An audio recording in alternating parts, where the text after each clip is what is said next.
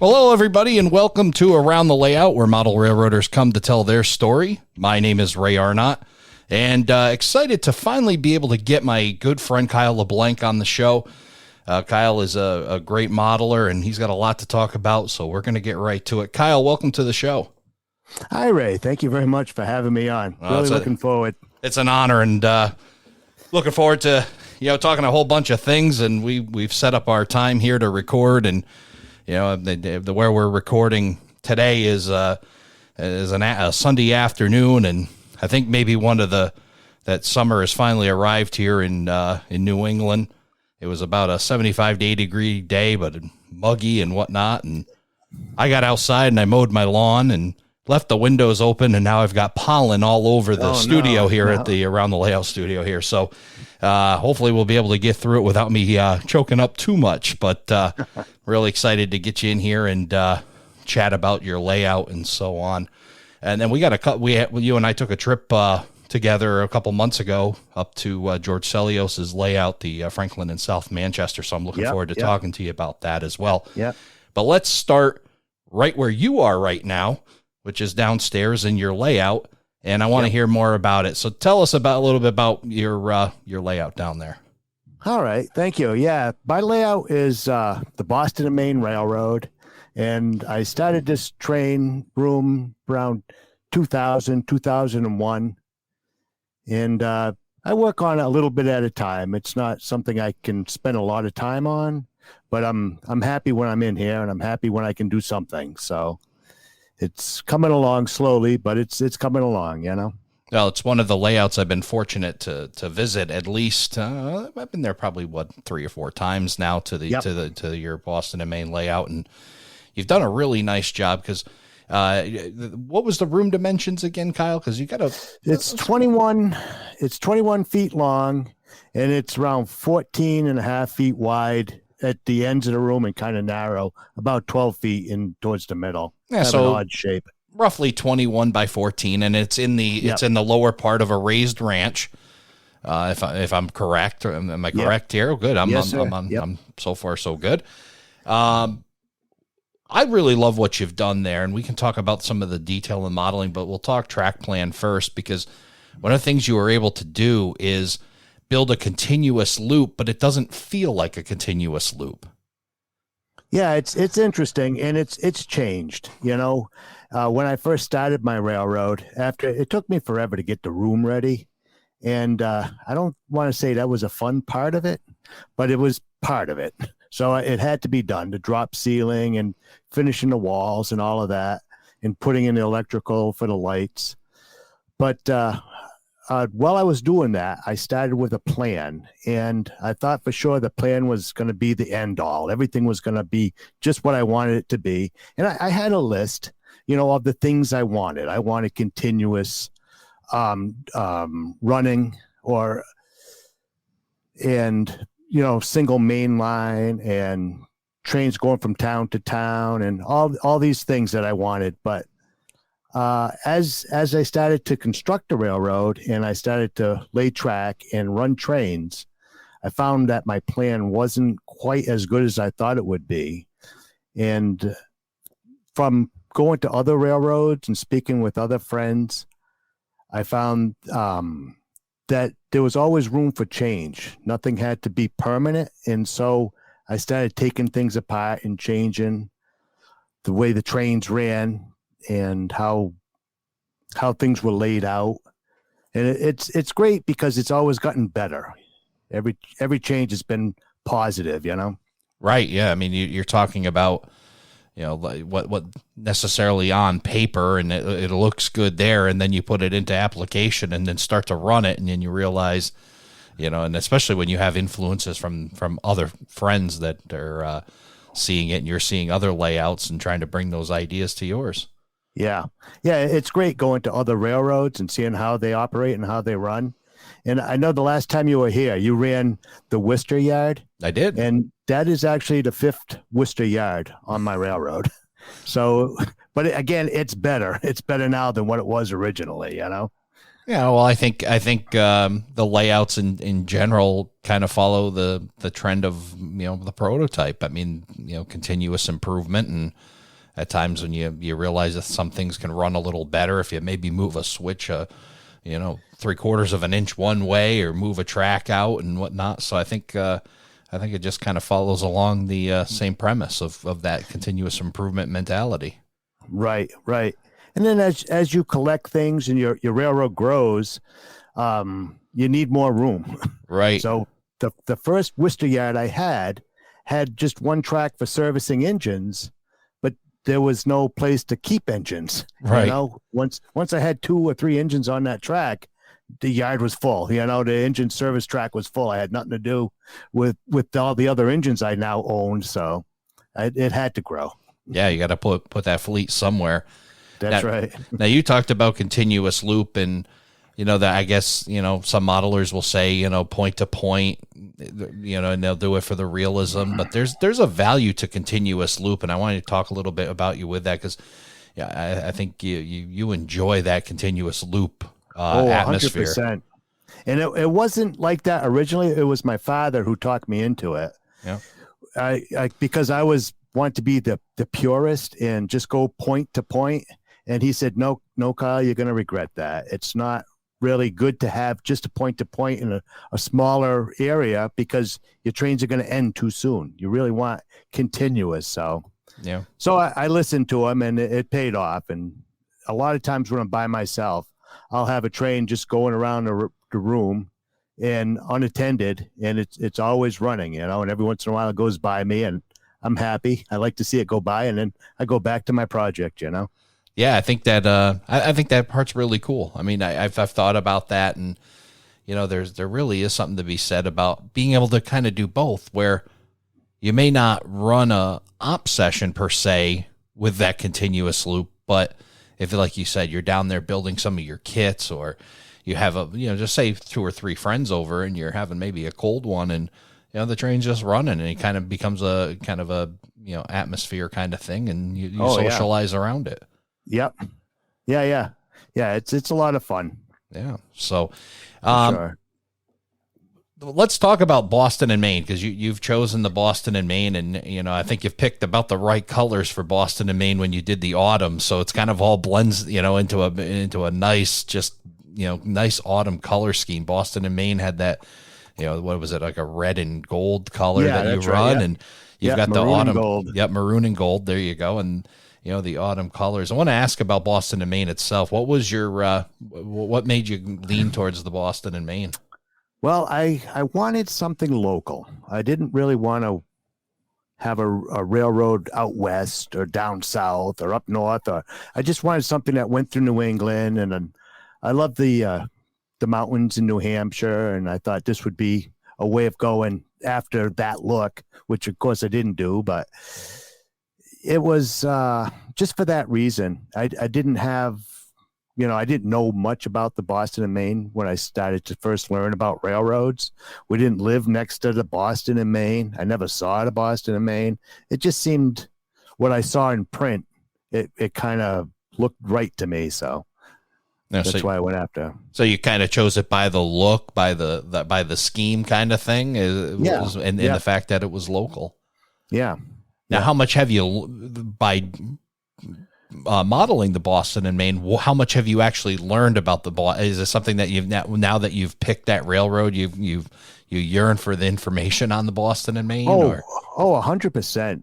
And you have to. You learn a lot about the railroad industry and the railroad history, and you start to pull all that together into your railroad. I'm not a nut and bolt washer, modeler by any means, but I try to find what's appropriate and what would have run in the 50s. And, the vehicles are all time appropriate. And it's just kind of funny that it does, like the hobby kind of makes you a little bit of a railroad historian of sorts, Yeah.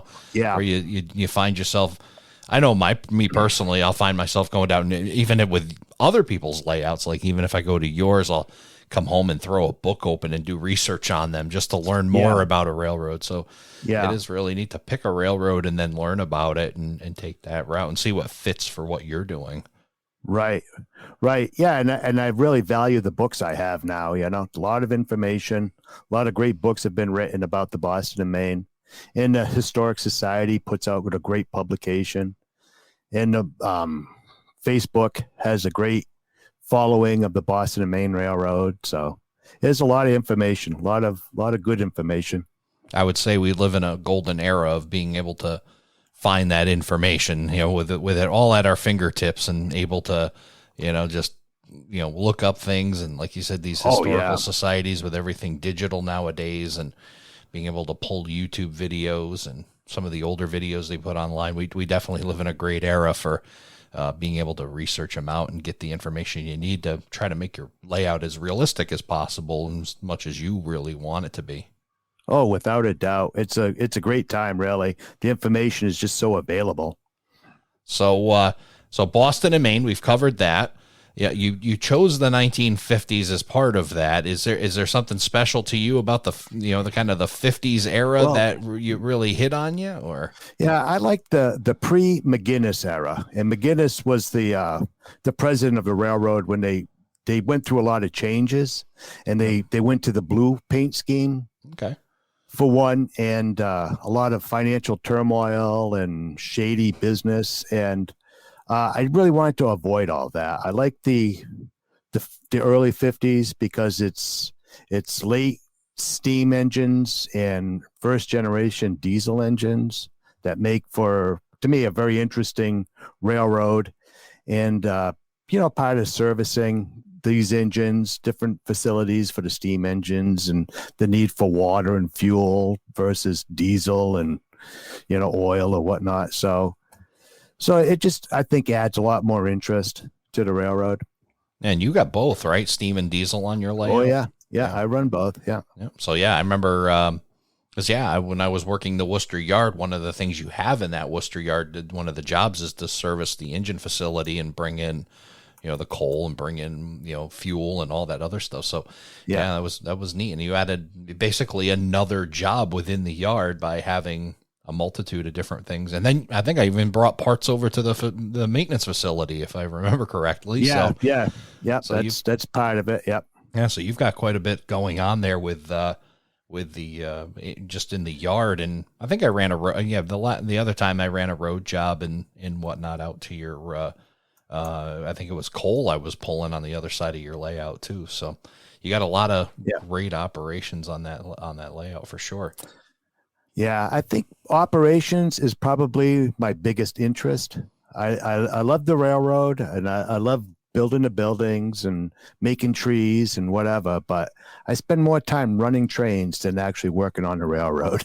Yeah, well, I think you got to have that, though, don't you? I mean, you've got to, you get people that are, guys out there that are listening, or anybody that's looking to build a layout, is being able to do that along with it, to have that kind of instant gratification while you're, building the layout, of being able to run trains along with it. Because if you hold off and you wait and you just keep building and building and building, you really want to be able to have that ability to get a train going and see some results. Yeah. If that's where your interest is. I have friends that have built beautiful railroads, but they don't run them. It's a great looking railroad. They've had a lot of fun building it, but there's no operating on it, so that's their interest. Absolutely. You touched a little bit on, your kit building. I think your kit building skills are certainly underrated. You've shared with us some of the buildings that you've built and some of the bar mills kits. I remember seeing the Hardy Brewing building, and then I think you had another one there, and I can't remember, but it just came out so beautiful. You've done an excellent job not only building the kit but weathering it. What would you say would be your favorite kit that you've built so far? Well, that brewing kit was a good kit. I enjoyed that. Seckler's Cold Storage was the other bar mills that I really enjoyed building, and I would like to do more of those kits. Those are a lot of fun. Probably the most difficult kit I built was the coaling tower. I can't think of the name of the company all of a sudden. I don't know. We'll have to come back to that.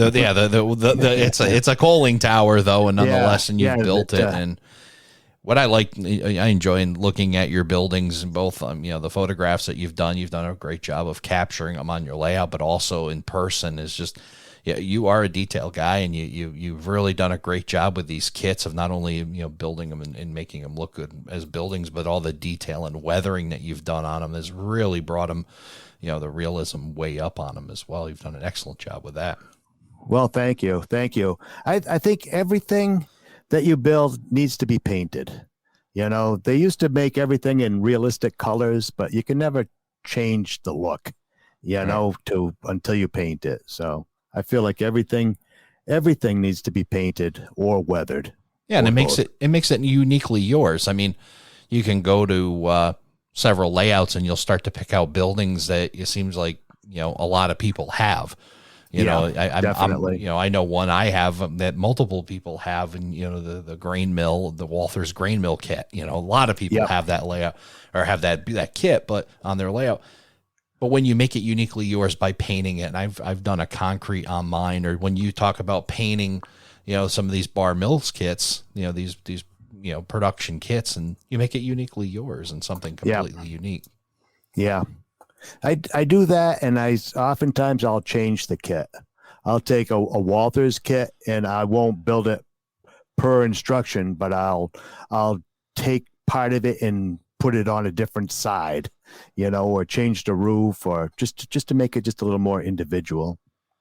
If somebody was out there listening and talking about building, doing buildings, because I think for some it's like you really enjoy doing the building kits, and some are, kind of maybe run in the other direction or have some nerves about building, doing these kits, and they're looking for something completely built. But if they were to dive into it, what would be one thing, some advice that you would give somebody that's starting off new with a building a kit? Well, I look at everything like it's fixable. Right. If you screw it up, it doesn't mean that's the end of the world.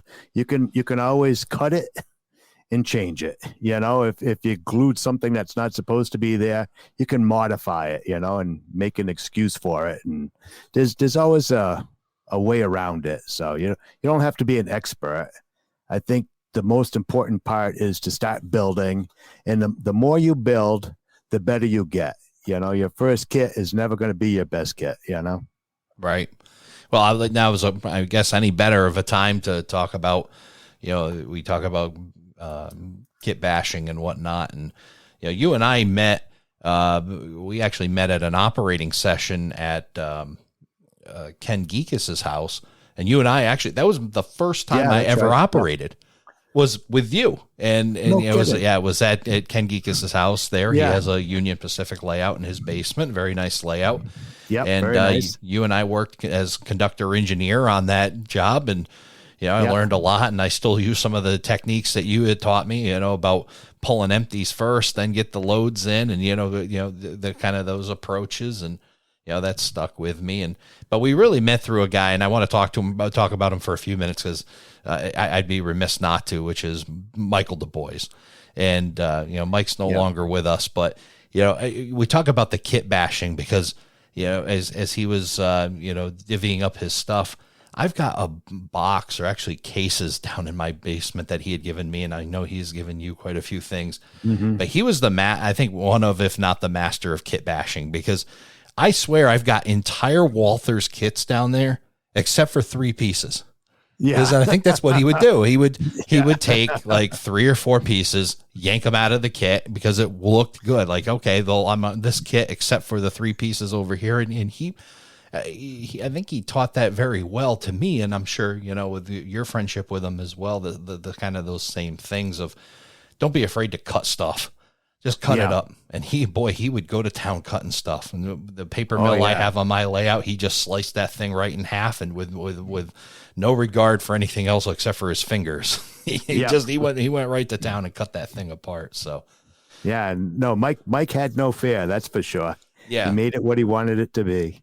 Yeah, and fortunately, Unfortunately, we lost Mike, but fortunately, some of his layout lives on. I want to talk a little bit about that, and then I want to talk a little bit more about some of the other changes you made to the layout because of this and others. But you were able to incorporate some of Mike's layout into yours, some of the buildings and so forth.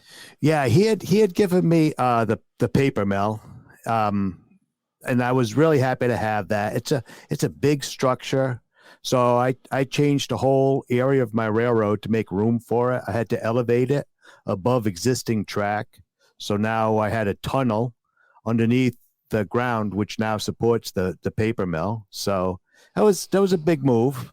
But again, I have this beautiful building on there now. So it's a great industry.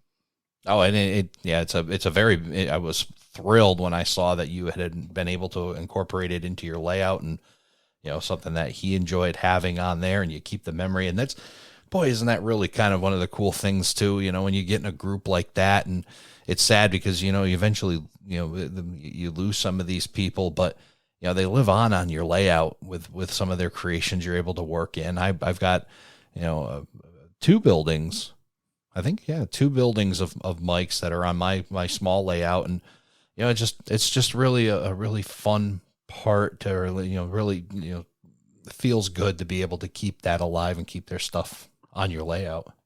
Oh, definitely 100%. It's just a great part of the hobby is to have such good friendships that you can actually feel comfortable, giving or receiving stuff like that and incorporating it into your railroad. It really becomes a good story in the end, Absolutely. Well, I'm certainly glad that Mike lives on in your layout. He lives on in mine, and we're able to, honor that, and all the lessons. I'm sure you hear them all the time. I hear them all the time down there about doing things. So, I also want to talk about of course, with Mike was his good friend who was your dad, Ron, and they built a great relationship around model railroading, and I'm sure that some connections. We'll talk about the connections. Actually, I'll ask you, with your dad, how did that really connect? With him being a model railroader, who was first? Was it you? Was it your dad?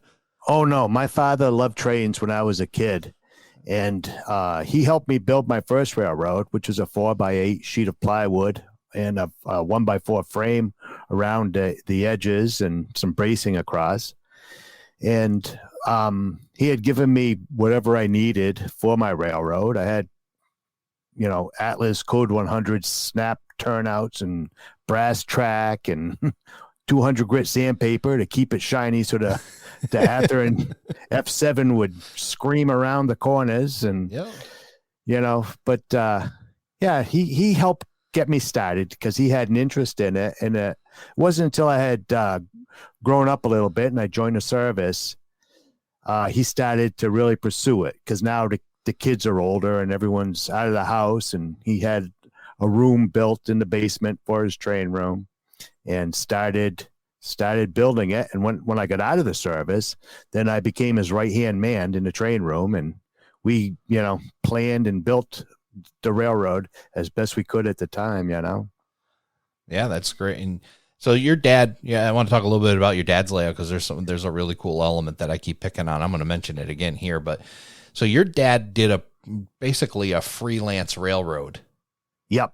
Yeah. His railroad's name was the Blackstone Valley Railroad. And it was a railroad that went like the New Haven from Providence to Worcester, Mass. And he modeled the World War II time frame. So it was a branch, that was just moving military freight during the war times from Providence to Worcester or Worcester to Providence.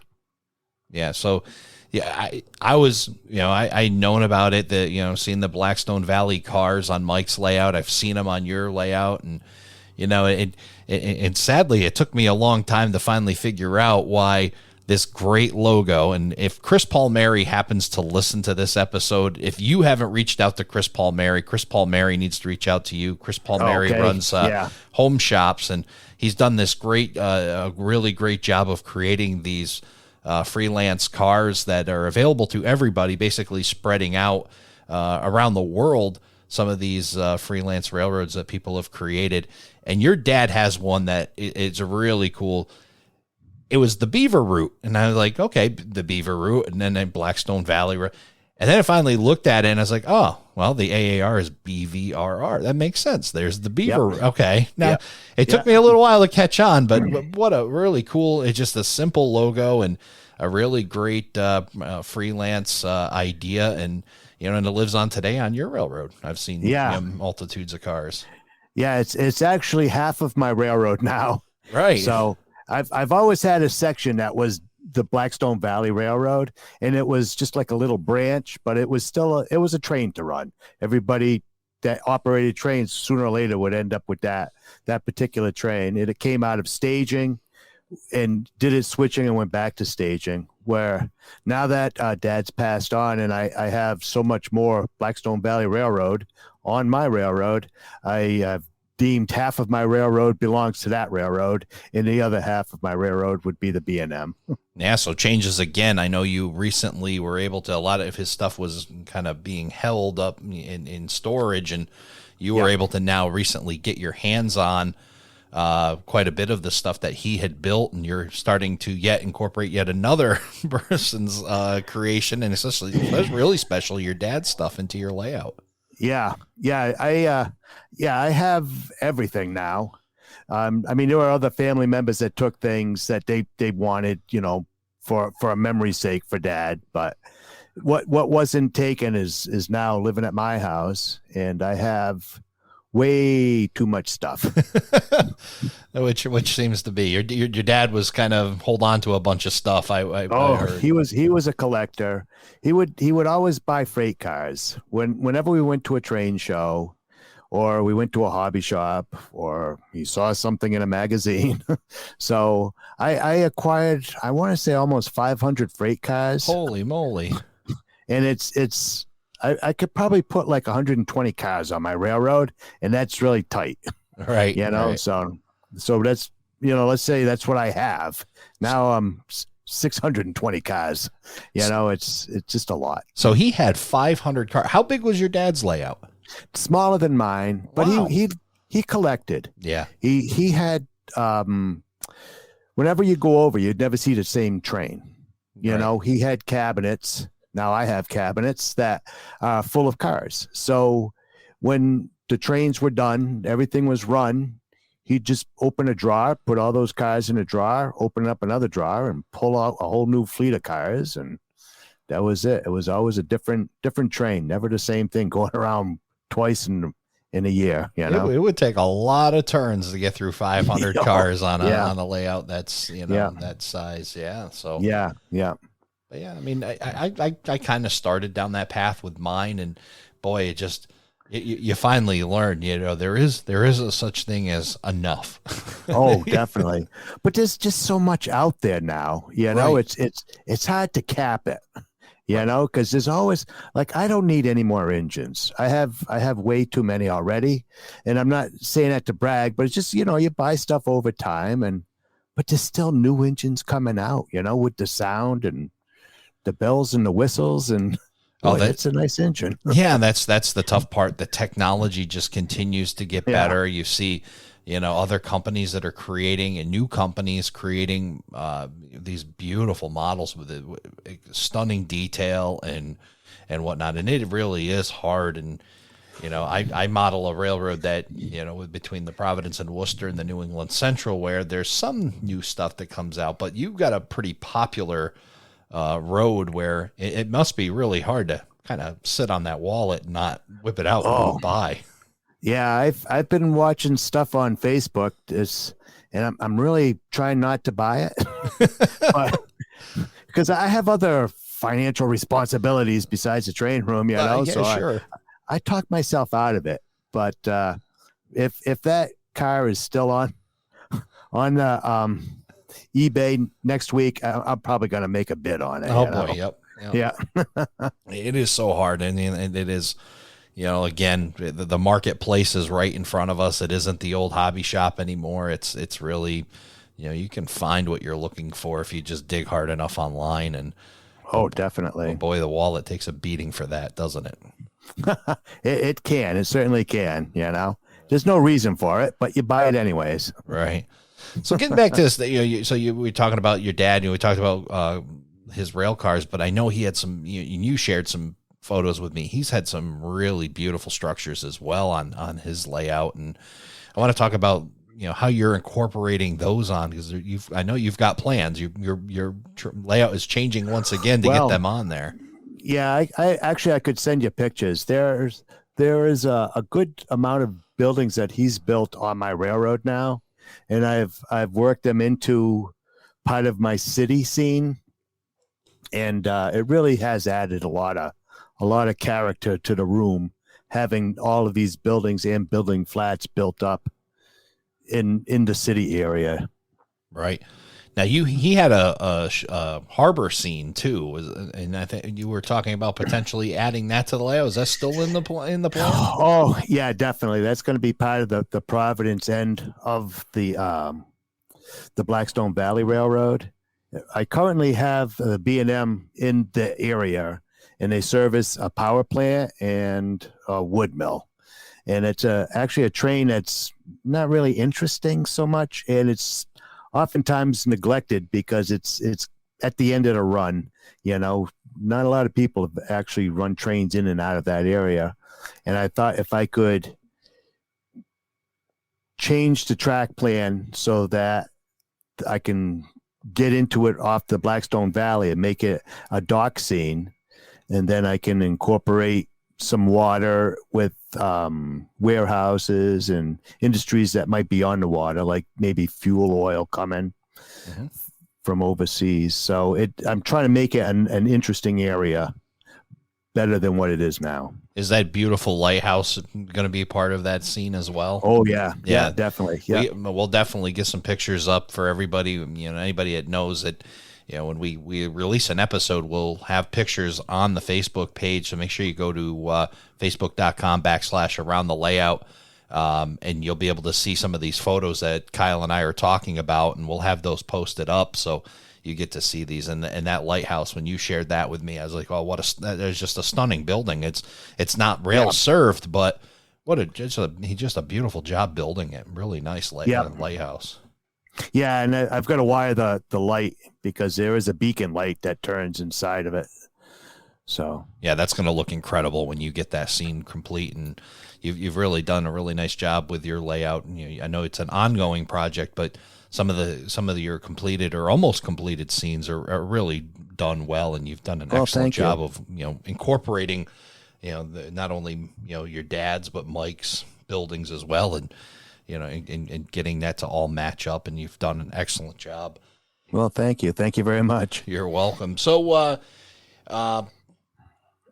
want to talk a little bit about, we talk about structures and building, and I guess, couldn't talk about more of a guy with structures and buildings than George Sellios and our trip up to the Franklin and South Manchester. So you and I got together, and we took a ride up to Peabody, and we found it. We were kind of wondering where it was at first. You were trying to remember back from the 80s, but we did find it, and, kind of impressions, because I think you were quite impressed. You 300 photos you took of it, or over 300 photos. I think your phone was on fire by the time you were done, and I kind of teased that, you could have just taken and stitched them all together and had George Sellios's layout as the backdrop for your layout, but I want to talk about impressions, because you said you had been there again in the 80s and saw it, and then obviously going to see it again. What were your thoughts? Well, I was really looking forward to going, and very happy that you and I could have spent some time together and looked at such a beautiful railroad. There's just so much to see there. It was just incredible what he's done, and his attention to detail, and just the looks, and his skill is far above what I think most people are capable, and to have built such a large railroad with so much detail, it's really impressive. Yeah, it was amazing that every square inch of that layout. I mean, he did have some mountains and stuff. He did have some, what I guess you would consider maybe some negative space, as Lance Minheim would call, but There really was. It was like every square inch was something to look at. It was. Yeah. I would suggest that anybody that's in the area to go and see that if you can. They're having 1 day a month open for the public to come in and see his railroad, and it might not be what you can build, or maybe not what you'd be interested in having, but it's really something to see. It's like nobody's railroad, there's nobody else that's built anything like his. So yeah, I think there's takeaways from every layout that you visit, and you mentioned that about how it influenced your layout by visiting others, whether George Sellios's or even, if you look up in the NMRA guide and find other layouts in the area, or however you network yourself. It's really key to be able to see other people's layouts, and you can always get either positive or negative. You can get a takeaway from any visit. Oh yeah, definitely. That's a great part of the hobby just as well. If you have a chance to go out and look at other people's railroads, there's something that can be learned at every railroad. Everybody's train set is so different from the other person's. There's always something positive and something to be gained at every railroad. And for George Sellios's layout, you learn quickly. It was one of the layouts that you had talked about earlier. It's not operations focused. It's structures and buildings and scenes focused. Right. The railroad's kind of secondary to the the massive amount of detail and massive amount of structures and whatnot that he has in there. And there's certainly absolutely nothing wrong with that if that's the type of layout you want to build. But even if you're an operations guy, you could still go to a layout like George Sellios's and still get takeaways. Oh, yeah, definitely. Yeah, I don't know if I could ever want to run George Sellios's railroad. I'd be too afraid of breaking something. I was too afraid of breaking something looking at it, right? I mean, we just, it's wildly intimidating. You want to make sure that you're respectful to it, because it's just such it really is it really is a great looking railroad. I mean, he's just got so much going on. Yeah, you want operations. It would be very scary at the layout for sure. Right. Yeah, it's a great railroad to look at. It's like a museum piece. Yeah, really. Well said. Yeah. Yeah. You don't touch it. You look at it. You enjoy it. You might learn about it. And he's free with information. If you talk to George, he would share any bit of information he has with you. So he's not a hard person to get along with. And I've met him a few times over the years. So it's just a great opportunity if you have a chance, Right. So when you saw it in the 80s, half of it wasn't completed, right? Yeah. So. Yeah. He was just the big city. I don't know if that was I don't know if that's the Manchester or I'm not certain of the name of that part of the railroad, but it was basically his big city scene in the back of the room was all he had. That's all he had at the time. Right.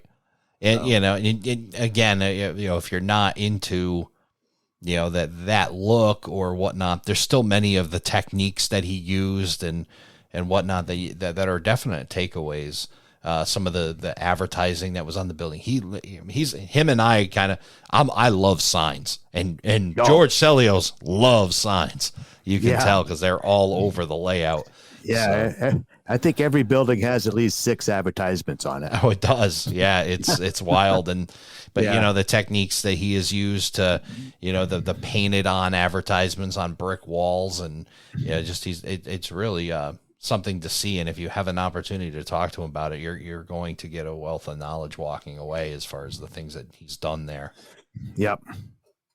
Yeah, great railroad. One of the big takeaways I had too is it was neat to see that he had incorporated, I guess what I would say modern, because George is known for fine scale miniatures, the craftsman kits that he creates and whatnot. But we also noticed that there were some structures that were using some of the photo finish stuff that was kind of blended in well, and I was really impressed to see that because in a previous episode we talked to Mike King. And Mike King was talking about how he does that. And then when I saw it, of course, I had to take a picture and send it right to Mike King and say, hey, check this out. Yep. So it doesn't all have to be Craftsman kits. There's other ways to get, to get it done. It doesn't have to be, one after the other. Right. Yeah. No, he did a good job with that as well, using that type of a structure in such a narrow space. He's filled that area in quite well. Yeah, and that was that area that we had just walked in. So you walk into the room, and he's got, again, very narrow depth, but yet with, using those photos, he gives a great illusion of depth, even in a narrow bench work. And definitely something worth seeing, even if you're not into, because the rest of the layout is very deep. There's very deep benches, but when you walk in, the first, I would say 15 to 20 feet, maybe I'm over exaggerating a little bit, but that first length is really neat to see about, how he uses small bench work, but yet creates a big scene. Yeah. I don't know if that was probably 8 inches, 6 to 8 inches deep. Yeah. That area. Right. Yeah. It was very narrow but filled a scene and it was very sellable and very, very much enjoyable to look at and see trains passing through it. Yeah. Yeah. A lot of fun. So what's next on your bench? What are your next big plans? I know that you've got a summer full of work, but what's your next big project on the Boston and Maine? Yeah, I don't have anything really big. I'll work on the railroad this coming winter. I'll have a lot of free time, and I'll work on that dock scene in the port in Providence. So that hopefully will be completed by this time next year. So little projects. I have a low bed trailer behind a truck that I want to modify. It's too modern for 1952. It's too flashy. I just want to shorten it and maybe take out one of the axles out of the trailer to paint it, make it look a little better. I want to set up a decoder tester because I have some decoders that I have issues with. A couple that I've put in seem to be running a little funny, and I'd like to be able to test them somehow and not just poke at it with a stick hoping I hit the right thing, Yeah, that would definitely help. Yeah. And I've got a turntable now I got to finish installing where I've got the motor running, but I don't have power in the track yet. So I've got to work on that. So there's little projects. Yeah. And that must be, no, it's okay. I was just going to add on to that because I know, you're off most of the winter. You work in the construction field. So you have kind of off during the winter, unless it snows. And then, you've got your spring, summer, fall is kind of a lot of work. You're working a lot of, so again, how do you keep your model railroading fire fueled during those downtimes and whatnot? Well, I don't have a lot of free time, so it's hard to find time to come down, but there I have a railroad that I can run. I can make a train up in the yard and I can go out and deliver the goods, pick up the empties and bring it back to the yard, or I can get something going around the railroad and, dodge that every time it comes by as I'm working in industry. So I still have that to do besides building anything, Right. Yeah, so at least you have a, kind of ability to just, even if you only have 15, 20, 25 minutes, at least something where you can get onto your railroad. And we've mentioned this already in a couple episodes, but that ability for instant on, to be able to just go down, grab a throttle, get your fix, and keep it going, right? Yeah. Oh yeah, definitely. I'm an early riser, so on the weekends I'm usually up hours before anybody else in the house. So that's my time. It's quiet. I make myself a pot of coffee, go down to the train room, shut the door, make certain the volume on the engines is not too high. Right. Because I don't want to hear about it. No, you just that's the same. Yep. You don't want to cause too much trouble. You want to. That's right. Yeah. Yep. Well, that's great. And that definitely helps to be able to have that ability to just slip down and grab a train and just keep that fire fueled, until you're able to, get yourself back to the wintertime where it's trains and whatnot. Right. Yeah, and it helps me with the design also. Like I had told you, I had made that Worcester yard 5 times, but the other side of the table on the other side of the wall, I've done that over twice. And then where we put in the paper mill that Mike had given me, that's all brand new. So that the railroad's always changing. And that's, part of that downtime is planning on it, and running the trains tells me, oh, wait a minute, this isn't going to work anymore. Now, all of a sudden, I used to have, 10 cars on this train. Now I've got 15, and I need another engine to go up the helix. There's always something that you learn from running the trains. Absolutely. And, that we've talked about advice of that, make sure you run it yourself. I'm kind of guilty of that, where I'll build a job, but then I won't run it. And then I see somebody else run it, or you really gotta don't do what I do. Run your own trains and make sure that they run correctly, and it helps.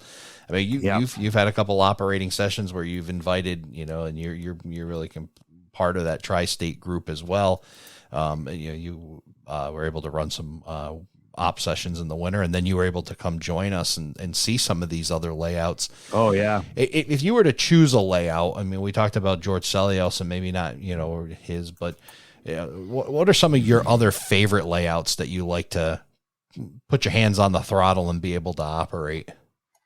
Well, I don't know if I could say I have a favorite, because let's say favorites. Some of the ones that have kind of influenced you, and and just really enjoyable to operate. And you don't have to say mine. You're not on any obligation to say mine. No. But no, I would say of the railroads. I've enjoyed every one. There's not a railroad that I ever walked away from saying, "Boy, I can't believe I ran that." It's always been good. I think I'm more impressed by the people, that I was able to visit and learn something from. Like you said, George Sellios's work in that area, that shallow area, was a learning event. To see what's possible. That's always positive. Of course, my father was always my biggest influence, but there was other people that I've learned from. One of them I'll mention is Jason Fontaine, and he has a beautiful railroad, and maybe someday you'll have a chance to see his railroad. He doesn't live too far from me. Yeah, tell us a little bit about it while you're mentioning it. He's another one that does in New England. He's got the Southern New England Railroad. Okay. And he's been published in Model Railroader with, if I don't know what issue it was, but it's just a beautiful railroad. And he had taught me that as he was building his railroad, I was, friends with him and saw his railroad as it was being built, and scenery was completed, track and ballast and trees and buildings and bridges. And he'd look at it and say, "You know what, Kyle? I don't really care for that. I think maybe it's a little tight. Like, doesn't it look like it's kind of too challenged to be in that area? Like, the scenery doesn't look right." I'm like, I didn't know really what to say. I thought it looked beautiful. And a few months later, I go over and that whole area would be gone and totally different. Right. He would say, now I put a bridge over here, so I had to cut this building out, and I put up an abutment, and everything was different. And he was not stuck to anything in his train room, and he always made it better. And I took a lot from that, so that as I built my railroad, I wouldn't be stuck in my plan and not going further and learning more. It's always open to change. And I appreciate a lot of that from Jason. Yeah. So he was a good influence, Absolutely. Yeah. That ability to encourage you to just you're not married to the idea always, and be able to, there's like you've talked about earlier, that, the checkbox of the must have this, must have this or this. But then there's that other area, that gray area that can flex and change and, and whatnot. And what looks good necessarily on paper doesn't always translate to the layout, and you run it and you run it again and you run it a third, fourth, fifth time. And then you start really learning some stuff about what you've done and what really works. Yeah. Yeah. Yeah. It's just like I said, it's something I learned from him, not from his railroad, but from him, and that's, I think the best part is meeting a lot of great people in the hobby and getting to run their trains and talk to them about their trains and the scheme and what works and what doesn't. And, it's always been positive, always. Yeah, it really is. I found that as you get into the right group and you meet the right people, just the fantastic amount of people that are willing to help, guidance, support, come over and help you, put together a plan or whatnot. Yep. It's really the special part of this hobby, the friendships that you build. And, and I certainly am appreciative of the friendship that we have built over the last couple of years as I've met you through good friends and whatnot, and been able to connect and be able to run a bunch of different layouts together and get you involved. You got me involved, and I look forward to meeting even more people. Heck, we even meet people you knew in a hobby shop right down the road in Peabody. You that's met right. some people. So it's just amazing how how small of it's a huge hobby, but a small world. Yeah, definitely. Yeah, it's a lot of fun. A lot of good people that I've been friends with over the years, and continue to be good friends with as well. So it's all good. Well, Kyle, I appreciate you coming on Around the Layout and sharing your story about your Boston and Maine layout, and us be able to share our story about our trip to see George Sellios in the Franklin and South Manchester. We definitely recommend that to anybody who wants to see a really well-detailed layout. Get yourself up there and see it. Like you mentioned, Kyle, unfortunately, these layouts don't last forever. Right. Yeah, I would say see it while you can, because the opportunity might not always be there. Absolutely. Great advice. So, Kyle, thanks again for being on Around the Layout, and look forward to catching up with you again soon. Well, thank you. Thank you very much. I really appreciate it, and I enjoy your show. So it's an honor to be part of it now. Thank you. Thank you, Kyle. Thank you for joining us for this episode of Around the Layout. You'll find more about today's show on our Facebook page, facebook.com/Around the Layout. Learn more about the show and check out past and future episodes on our website, aroundthelayout.com. And send us your feedback. We'd love to hear from you. aroundthelayout@gmail.com. Thanks again for hanging out with us around the layout.